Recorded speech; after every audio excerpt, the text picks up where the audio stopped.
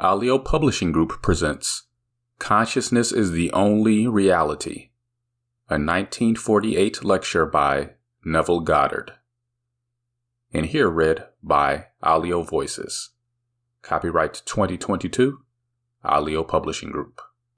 Visit us on the web at www.aliopublishing.com to learn about our other audiobooks as well as paperbacks, hardcovers, and ebooks on Kindle. Consciousness is the only reality. This is going to be a very practical course. Therefore, I hope that everyone listening has a very clear picture of what they desire, for I am convinced that you can realize your desires by the technique you will receive here this week in these 5 lessons. That you may receive the full benefit of these instructions, let me state now that the Bible has no reference at all to any persons who ever existed or to any event that ever occurred upon earth. The ancient storytellers were not writing history, but an allegorical picture lesson of certain basic principles, which they clothed in the garb of history, and they adapted these stories to the limited capacity of a most uncritical and credulous people. Throughout the centuries, we have mistakenly taken personifications for persons, allegory for history, the vehicle that conveyed the instruction for the instruction, and the gross first sense for the ultimate sense intended.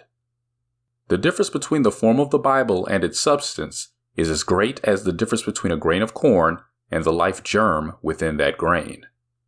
As our assimilative organs discriminate between food that can be built into our system and food that must be discarded, so do our awakened intuitive faculties discover beneath allegory and parable the psychological life germ of the Bible. And, feeding on this, we too cast off the form which conveyed the message. The argument against the historicity of the Bible is too lengthy. Consequently, it is not suitable for inclusion in this practical psychological interpretation of its stories. Therefore, I will waste no time in trying to convince you that the Bible is not a historical fact.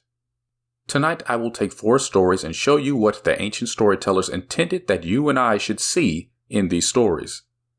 The ancient teachers attached psychological truths to phallic and solar allegories. They did not know as much of the physical structure of man as do modern scientists. Neither did they know as much about the heavens as do our modern astronomers.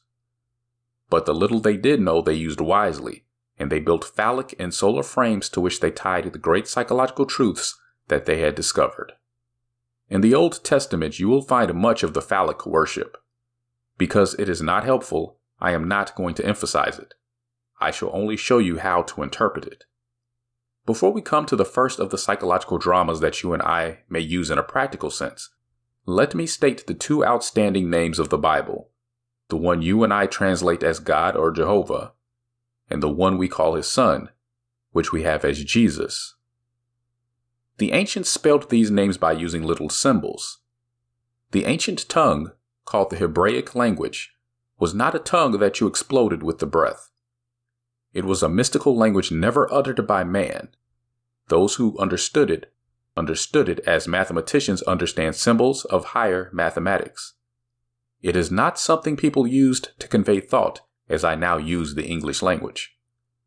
They said that God's name was spelled Yod-He-Vav-He. I shall take these symbols and in our normal, down-to-earth language, explain them in this manner. The first letter, Yod, in the name of God, is a hand or a seed.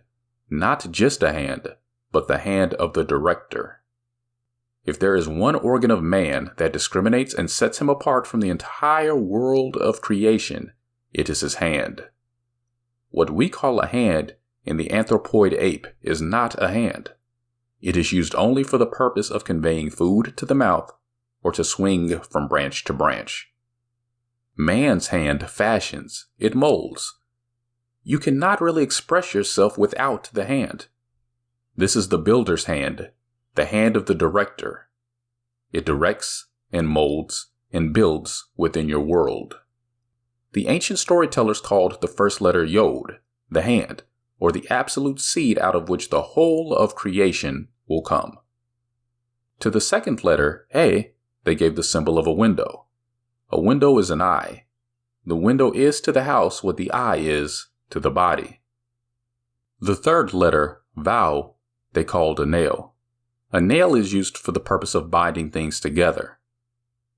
The conjunction quote and end quote in the Hebraic tongue is simply the third letter, or vowel. If I want to say man and woman, I put the vowel in the middle. It binds them together. The fourth and last letter, A, is another window or eye.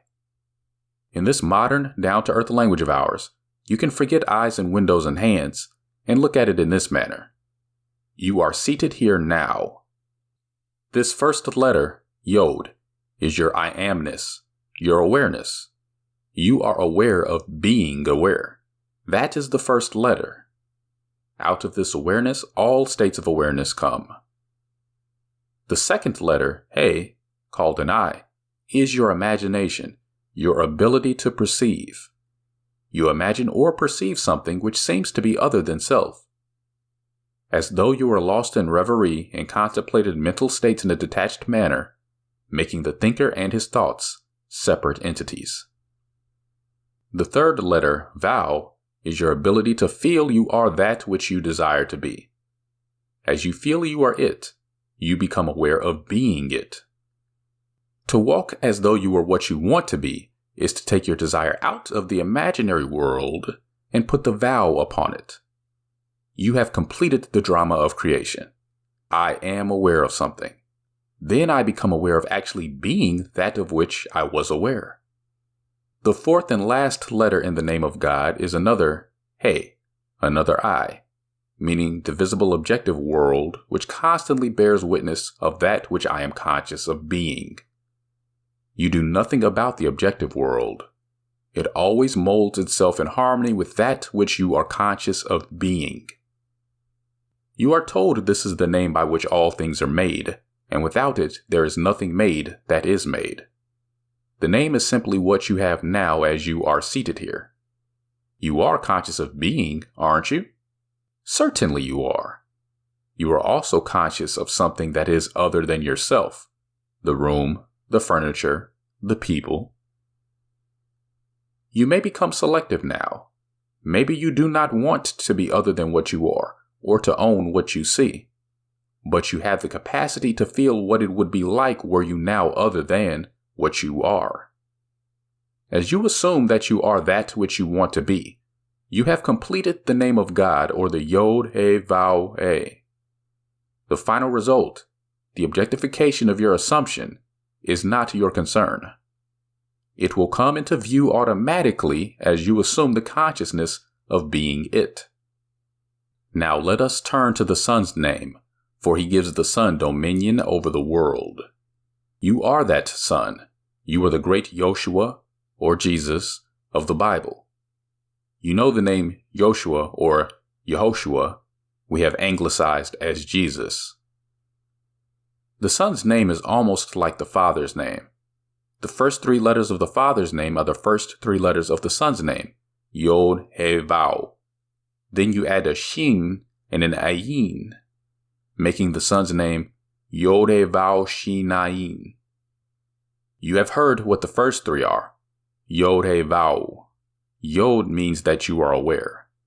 A means that you are aware of something. And Vav means that you became aware of being that of which you were aware. You have dominion because you have the ability to conceive and to become that which you conceive. That is the power of creation.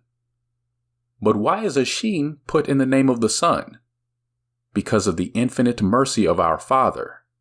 Mind you, the Father and the Son are one. But when the Father becomes conscious of being man, he puts within the condition called man that which he did not give unto himself.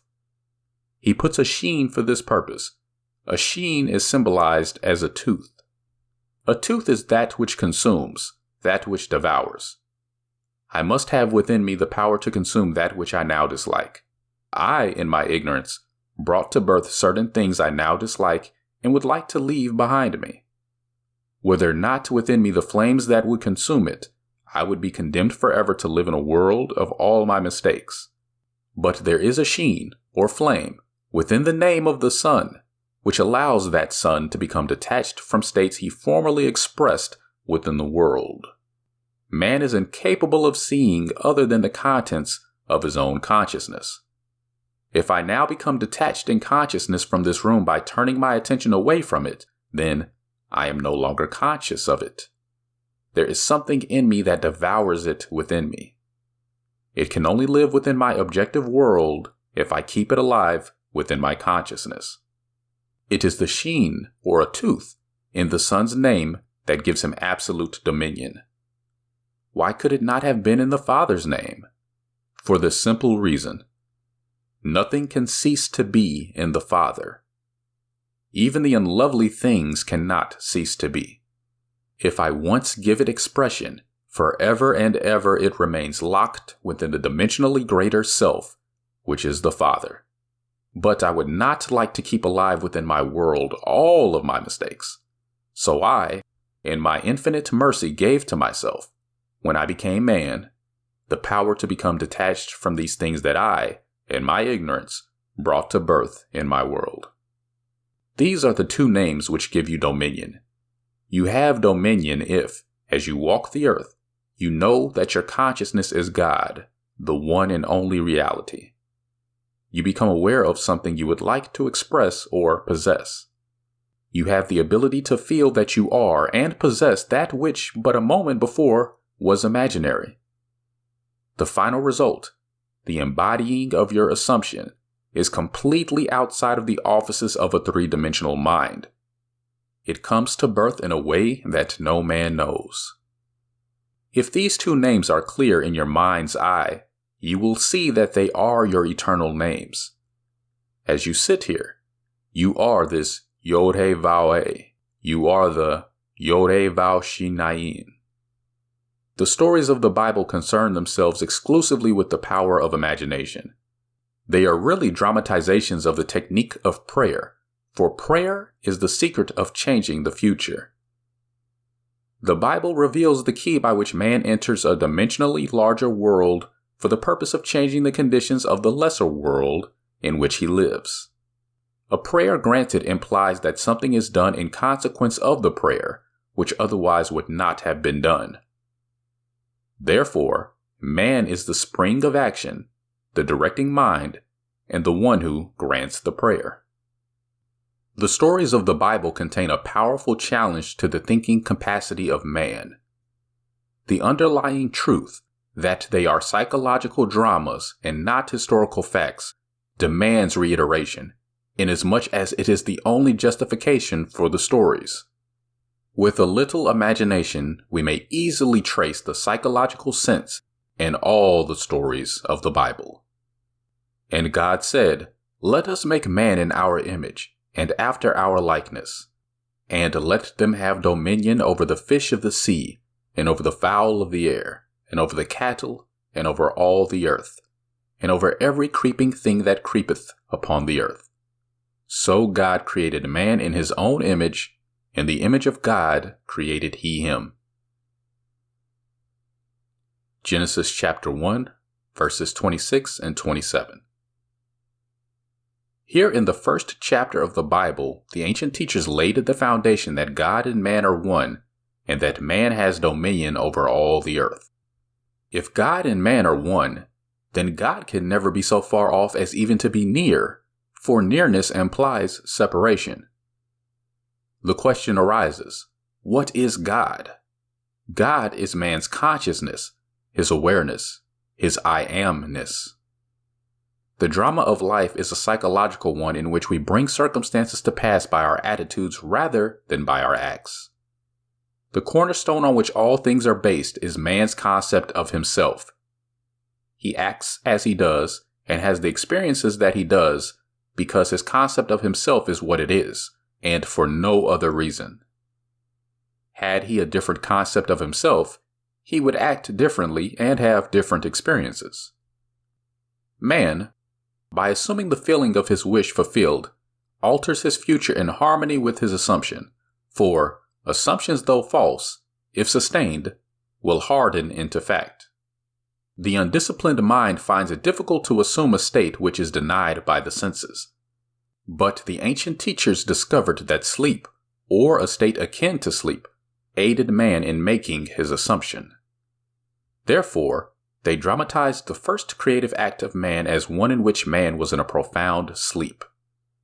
This not only sets the pattern for all future creative acts, but shows us that man has but one substance that is truly his to use in creating his world, and that is himself.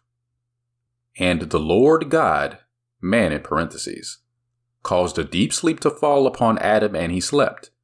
And he took one of his ribs, and closed up the flesh instead thereof. And the rib, which the Lord God had taken from man, made he a woman. Genesis chapter 2, verses 21 and 22. Before God fashions this woman for man, he brings unto Adam the beasts of the field, and the fowls of the air, and has Adam name them. Whatsoever Adam called every living creature, that was the name thereof. If you will take a concordance or a Bible dictionary and look up the word thigh, as used in this story, you will see that it has nothing to do with the thigh. It is defined as the soft parts that are creative in a man, that hang upon the thigh of a man. The ancient storytellers used this phallic frame to reveal a great psychological truth. An angel is a messenger of God. You are God, as you have just discovered, for your consciousness is God, and you have an idea, a message. You are wrestling with an idea, for you do not know that you are already that which you contemplate, neither do you believe you could become it. You would like to, but you do not believe you could. Who wrestles with the angel? Jacob. And the word Jacob, by definition, means the supplanter. You would like to transform yourself and become that which reason and your senses deny. As you wrestle with your ideal, trying to feel that you are it, this is what happens. When you actually feel that you are it, something goes out of you. You may use the words, "Who has touched me? For I perceive virtue has gone out of me." You become for a moment, after successful meditation, incapable of continuing in the act, as though it were a physical creative act. You are just as impotent after you have prayed successfully as you are after the physical creative act. When satisfaction is yours, you no longer hunger for it.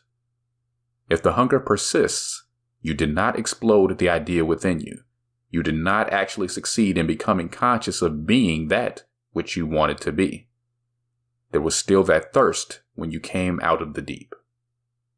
If I can feel that I am that which but a few seconds ago I knew I was not, but desired to be, then I am no longer hungry to be it. I am no longer thirsty because I feel satisfied in that state. Then something shrinks within me, not physically but in my feeling and my consciousness, for that is the creativeness of man. He so shrinks in desire, he loses the desire to continue in this meditation. He does not halt physically. He simply has no desire to continue the meditative act. When you pray, believe that you have received, and you shall receive. When the physical creative act is completed, the sinew which is upon the hollow of man's thigh shrinks, and man finds himself impotent or is halted. In like manner, when a man prays successfully, he believes that he is already that which he desired to be. Therefore, he cannot continue desiring to be that which he is already conscious of being. At the moment of satisfaction, physical and psychological, something goes out which in time bears witness to man's creative power. Our next story is in the 38th chapter of the book of Genesis. Here is a king whose name is Judah, the first three letters of whose name also begins Yod-He-Vav. Tamar is his daughter-in-law. The word Tamar means a palm tree or the most beautiful, the most comely. She is gracious and beautiful to look on and is called a palm tree. A tall, stately palm tree blossoms even in the desert. Wherever it is, there is an oasis. When you see the palm tree in the desert, there will be found what you seek most in that parched land. There is nothing more desirable to a man moving across a desert than the sight of a palm tree. In our case, to be practical, our objective is the palm tree. That is the stately, beautiful one that we seek. Whatever it is that you and I want, what we truly desire, is personified in the story as Tamar the Beautiful. We are told she dresses herself in the veils of a harlot and sits in the public place. Her father-in-law, King Judah, comes by, and he is so in love with this one who is veiled that he offers her a kid to be intimate with her. She said, "What will you give me as a pledge that you will give me a kid?" Looking around, he said, "What do you want me to give as a pledge?" She answered, "Give me your ring, give me your bracelets, and give me your staff." Whereupon, he took from his hand the ring and the bracelet, and gave them to her along with his scepter. And he went in unto her and knew her, and she bore him a son. That is the story. Now for the interpretation. Man has one gift that is truly his to give, and that is himself. He has no other gift, as told you in the very first creative act of Adam, begetting the woman out of himself. There was no other substance in the world but himself with which he could fashion the object of his desire. In like manner, Judah had but one gift that was truly his to give, himself, as the ring, the bracelets, and the staff symbolized, for these were the symbols of his kingship. Man offers that which is not himself, but life demands that he give the one thing that symbolizes himself. Give me your ring, give me your bracelet, give me your scepter. These make the king. When he gives them, he gives of himself. You are the great King Judah. Before you can know your Tamar and make her bear your likeness in the world, you must go in unto her and give of self. Suppose I want security. I cannot get it by knowing people who have it. I cannot get it by pulling strings. I must become conscious of being secure. Let us say I want to be healthy. Pills will not do it. Diet or climate will not do it. I must become conscious of being healthy by assuming the feeling of being healthy. Perhaps I want to be lifted up in this world. Merely looking at kings and presidents and noble people and living in their reflection will not make me dignified. I must become conscious of being noble and dignified and walk as though I were that which I now want to be. When I walk in that light, I give of myself to the image that haunted my mind, and in time she bears me a child. Which means I objectify a world in harmony with that which I am conscious of being. You are King Judah, and you are also Tamar. When you become conscious of being that which you want to be, you are Tamar. Then you crystallize your desire within the world round about you.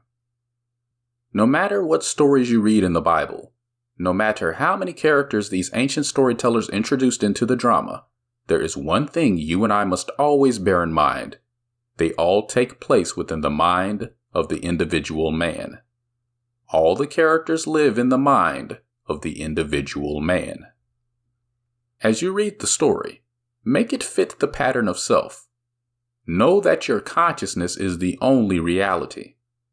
Then know what you want to be. Then assume the feeling of being that which you want to be, and remain faithful to your assumption, living and acting on your conviction. Always make it fit that pattern. Our third interpretation is the story of Isaac and his two sons, Esau and Jacob. The picture is drawn of a blind man being deceived by his second son into giving him the blessing which belonged to his first son. The story stresses the point that the deception was accomplished through the sense of touch. And Isaac said unto Jacob, Come near, I pray thee that I may feel thee, my son, whether thou be my very son Esau or not. And Jacob went near unto Isaac his father, and he felt him.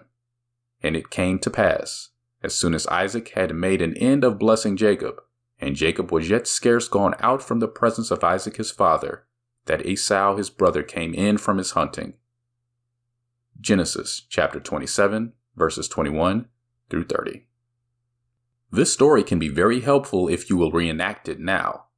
Again, bear in mind that all the characters of the Bible are personifications of abstract ideas and must be fulfilled in the individual man.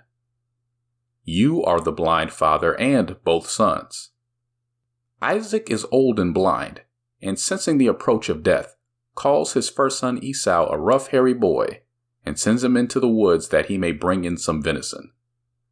The second son, Jacob, a smooth-skinned boy, overheard the request of his father. Desiring the birthright of his brother, Jacob, the smooth-skinned son, slaughtered one of his father's flock and skinned it. Then, dressed in the hairy skins of the kid he had slaughtered, he came through with subtlety and betrayed his father into believing that he was Esau. The father said, "Come close, my son, that I may feel you. I cannot see, but come that I may feel." Note the stress that is placed upon feeling in this story. He came close, and the father said to him, "The voice is Jacob's voice, but the hands are the hands of Esau." And feeling this roughness, the reality of the son Esau, he pronounced the blessing and gave it to Jacob. You are told in the story that as Isaac pronounced the blessing and Jacob had scarcely gone out from his presence, that his brother Esau came in from his hunting. This is an important verse. Do not become distressed in our practical approach to it, for as you sit here, you too are Isaac. This room in which you are seated is your present Esau. This is the rough or sensibly known world, known by reason of your bodily organs. All of your senses bear witness to the fact that you are here in this room.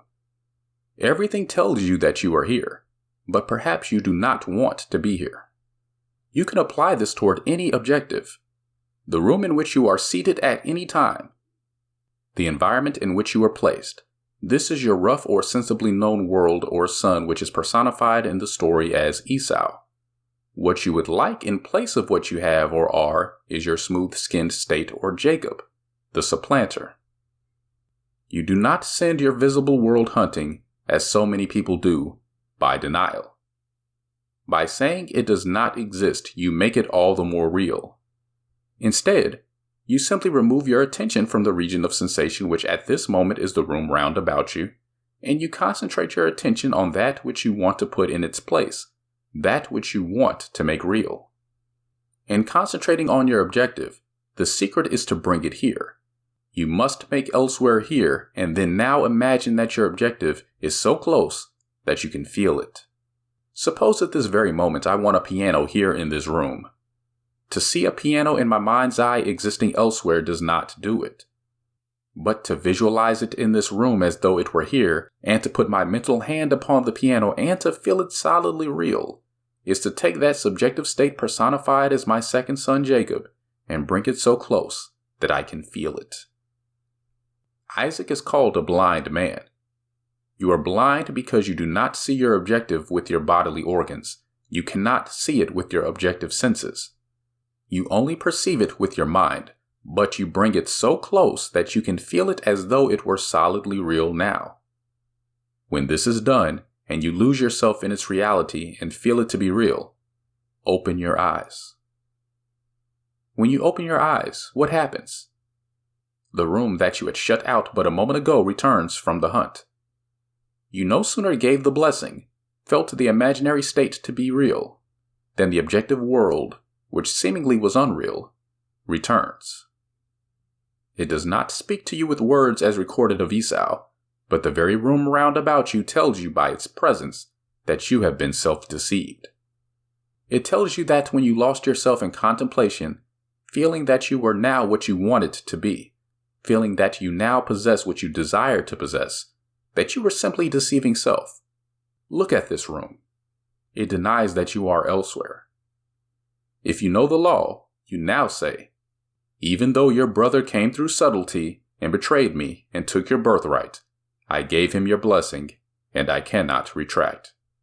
In other words, you remain faithful to this subjective reality, and you do not take back from it the power of birth. You gave it the right of birth, and it is going to become objective within this world of yours. There is no room in this limited space of yours for two things to occupy the same space at the same time. By making the subjective real, it resurrects itself within your world. Take the idea that you want to embody and assume that you are already it. Lose yourself in feeling this assumption is solidly real. As you give it this sense of reality, you have given it the blessing which belongs to the objective world, and you do not have to aid its birth any more than you have to aid the birth of a child or a seed you plant in the ground.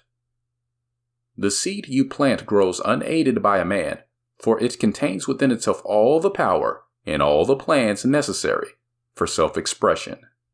You can, this night, reenact the drama of Jacob blessing his second son and see what happens in the immediate future in your world. Your present environment vanishes, all the circumstances of life change and make way for the coming of that to which you have given your life. As you walk, knowing that you are what you want it to be, you objectify it without the assistance of another. The fourth story for tonight is taken from the last of the books attributed to Moses. If you need proof that Moses did not write it, read the story carefully. It is found in the 34th chapter of the book of Deuteronomy. Ask any priest or rabbi, who is the author of this book? And they will tell you that Moses wrote it. In the 34th chapter of Deuteronomy, you will read of a man writing his own obituary. That is, Moses wrote this chapter. A man may sit down and write what he would like to have placed upon his tombstone, but here is a man who writes his own obituary. And then he dies and so completely rubs himself out that he defies posterity to find where he has buried himself. So Moses, the servant of the Lord, died there in the land of Moab, according to the word of the Lord. And he buried him in a valley in the land of Moab, over against Beth Peor. But no man knoweth of his sepulchre unto this day. And Moses was 120 years old when he died. His eye was not dim, nor his natural force abated. Deuteronomy chapter 34, verses 5 through 7.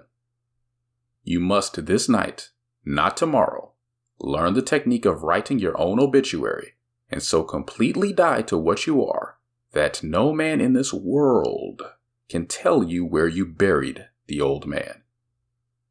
If you are now ill and you become well, and I know you by reason of the fact that you are ill, where can you point and tell me you buried the sick one?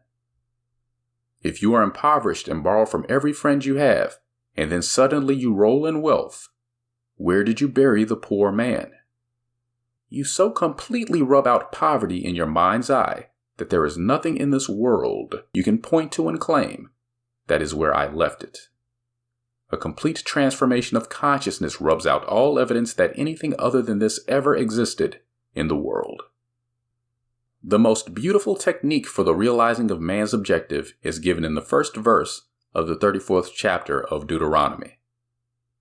And Moses went up from the plains of Moab unto the mountain of Nebo, to the top of Pisgah, that is over against Jericho.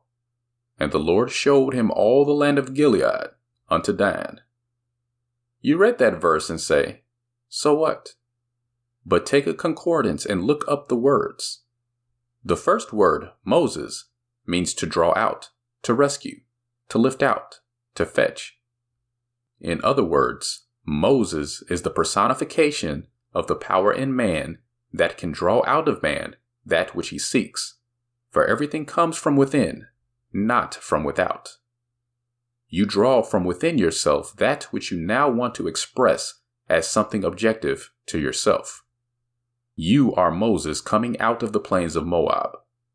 The word Moab is a contraction of two Hebraic words, Mem and Ab, meaning mother-father. Your consciousness is the mother-father. There is no other cause in the world. Your I amness, your awareness, is this Moab or mother-father. You are always drawing something out of it. The next word is Nebo. In your concordance, Nebo is defined as a prophecy. A prophecy is something subjective. If I say, so-and-so will be, It is an image in the mind. It is not yet a fact. We must wait and either prove or disprove this prophecy. In our language, Nebo is your wish, your desire. It is called a mountain because it is something that appears difficult to ascend and is therefore seemingly impossible to realize. A mountain is something bigger than you are. It towers over you. Nebo personifies that which you want to be in contrast to that which you are. The word pishka, by definition, is to contemplate. Jericho is a fragrant odor. In Gilead means the hills of witnesses. The last word is Dan the prophet. Now put them all together in a practical sense and see what the ancients tried to tell us. As I stand here, having discovered that my consciousness is God, and that I can, by simply feeling that I am what I want to be, transform myself into the likeness of that which I am assuming I am, I know now that I am all that it takes to scale this mountain. I define my objective. I do not call it Nebo. I call it my desire. Whatever I want, that is my Nebo. That is my great mountain that I am going to scale. I now begin to contemplate it, for I shall climb to the peak of Pishka. I must contemplate my objective in such a manner that I get the reaction that satisfies. If I do not get the reaction that pleases, then Jericho is not seen, for Jericho is a fragrant odor. When I feel that I am what I want to be, I cannot suppress the joy that comes with that feeling. I must always contemplate my objective until I get to the feeling of satisfaction personified as Jericho. Then I do nothing to make it visible in my world. For the hills of Gilead, meaning men, women, children, the whole vast world round about me, come bearing witness.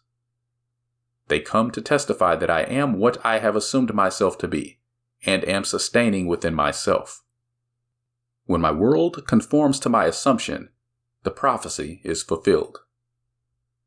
If I now know what I want to be, and assume that I am it, and walk as though I were, I become it, and becoming it, I so completely die to my former concept of self that I cannot point to any place in this world and say, that is where my former self is buried. I so completely died that I defy posterity to ever find where I buried my old self. There must be someone in this room who will so completely transform himself in this world that his close immediate circle of friends will not recognize him. For 10 years I was a dancer, dancing in Broadway shows, in vaudeville, nightclubs, and in Europe. There was a time in my life when I thought I could not live without certain friends in my world. I would spread a table every night after the theater, and we would all dine well. I thought I could never live without them. Now I confess I could not live with them. We have nothing in common today. When we meet, we do not purposely walk on the opposite side of the street, but it is almost a cold meeting because we have nothing to discuss. I so died to that old life that as I meet these people, they cannot even talk of the old times. But there are people living today who are still living in that state, getting poorer and poorer. They always like to talk about the old times. They never buried that man at all. He is very much alive within their world. Moses was 120 years, a full, wonderful age as 120 indicates. 1 + 2 + 0 = 3, the numerical symbol of expression. I am fully conscious of my expression. My eyes are undimmed, and the natural functions of my body are not abated. I am fully conscious of being what I do not want to be. But knowing this law by which a man transforms himself, I assume that I am what I want to be and walk in the assumption that it is done. In becoming it, the old man dies, and all that was related to that former concept of self dies with it. You cannot take any part of the old man into the new man. You cannot put new wine in old bottles or new patches on old garments. You must be a new being completely. As you assume that you are what you want to be, You do not need the assistance of another to make it so. Neither do you need the assistance of anyone to bury the old man for you. Let the dead bury the dead. Do not even look back, for no man having to put his hand to the plow and then looking back is fit for the kingdom of heaven. Do not ask yourself how this thing is going to be. It does not matter if your reason denies it. It does not matter if all the world around about you denies it. You do not have to bury the old. Let the dead bury the dead. You will so bury the past by remaining faithful to your new concept of self that you will defy the whole vast future to find where you buried it. To this day, no man in all of Israel has discovered the sepulchre of Moses. These are the 4 stories I promised you tonight. You must apply them every day of your life. Even though the chair on which you are now seated seems hard and does not lend itself to meditation, you can, by imagination, make it the most comfortable chair in the world. Let me now define the technique as I want you to employ it. I trust each one of you came here tonight with a clear picture of your desire. Do not say it is impossible. Do you want it? You do not have to use your moral code to realize it. It is altogether outside the reach of your code. Consciousness is the one and only reality. Therefore, we must form the object of our desire out of our own consciousness. People have a habit of slighting the importance of simple things, and the suggestion to create a state akin to sleep in order to aid you in assuming that which reason and your senses deny is one of the simple things you might slight. However, this simple formula for changing the future, which was discovered by the ancient teachers and given to us in the Bible, can be proved by all. The first step in changing the future is desire. That is, define your objective. Know definitely what you want. Second, construct an event which you believe you would encounter following the fulfillment of your desire. An event which implies fulfillment of your desire. Something which will have the quality of being self-predominant. The third step is to immobilize the physical body and induce a state akin to sleep. Then mentally feel yourself right into the proposed action. Imagine all the while that you are actually performing the action here and now. You must participate in the imaginary action, not merely stand back and look on, but feel that you are actually performing the action, so that the imaginary sensation is real to you. It is important always to remember that the proposed action must be one which follows the fulfillment of your desire, one which implies fulfillment. For example, suppose you desired promotion in office. Then, being congratulated would be an event you would encounter following the fulfillment of your desire.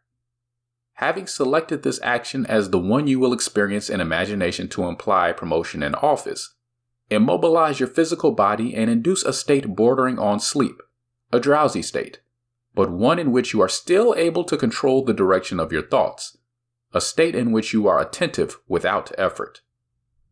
Then visualize a friend standing before you. Put your imaginary hand into his or hers.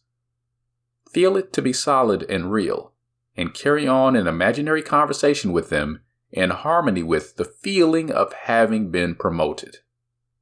You do not visualize yourself at a distance in point of space and at a distance in point of time being congratulated on your good fortune.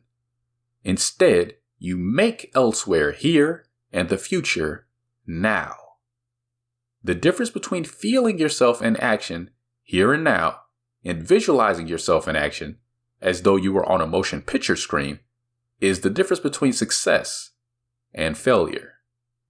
The difference will be appreciated if you will now visualize yourself climbing a ladder. Then, with eyelids closed, imagine that a ladder is right in front of you and you feel yourself actually climbing it. Experience has taught me to restrict the imaginary action which implies fulfillment of the desire, to condense the idea into a single act, and to reenact it over and over again until it has the feeling of reality.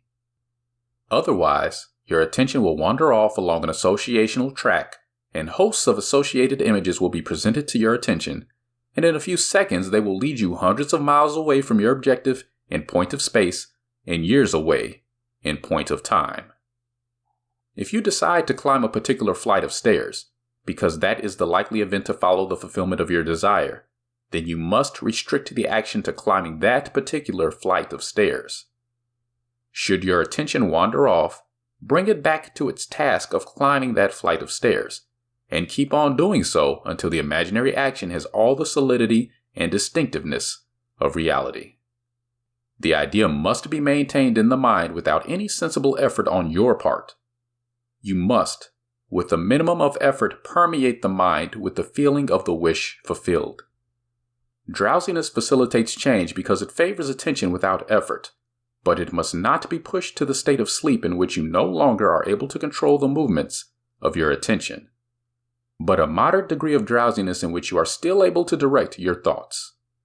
A most effective way to embody a desire is to assume the feeling of the wish fulfilled and then, in a relaxed and drowsy state, repeat over and over again like a lullaby any short phrase which implies fulfillment of your desire, such as, "Thank you, thank you, thank you," as though you addressed a higher power for having given you that which you desired. I know that when this course comes to an end, many of you here will be able to tell me you have realized your objectives. 2 weeks ago, I left the platform and went to the door to shake hands with the audience. I am safe in saying that at least 35 out of a class of 135 told me that which they desired when they joined this class they had already realized. This happened only 2 weeks ago. I did nothing to bring it to pass save to give them this technique of prayer. You need do nothing to bring it to pass, save apply this technique of prayer. With your eyes closed and your physical body immobilized, induce a state akin to sleep and enter into the action as though you were an actor playing the part. Experience in imagination what you would experience in the flesh were you now in possession of your objective. Make elsewhere here and then now. And the greater you, using a larger focus, will use all means, and call them good, which tend toward the production of that which you have assumed. You are relieved of all responsibility to make it so, because as you imagine and feel that it is so, your dimensionally larger self determines the means. Do not think for one moment that someone is going to be injured in order to make it so, or that someone is going to be disappointed. It is still not your concern. I must drive this home. Too many of us, schooled in different walks of life, are so concerned about the other. You ask, if I get what I want, will it not imply injury to another? There are ways you know not of, so do not be concerned. Close your eyes now, because we are going to be in a long silence. Soon you will become so lost in contemplation, feeling that you are what you want to be, that you will be totally unconscious of the fact that you are in this room with others. You will receive a shock when you open your eyes and discover we are here. It should be a shock when you open your eyes and discover that you are not actually that which, a moment before, you felt you were, or felt you possessed. Now we will go into the deep. Begin period of silence.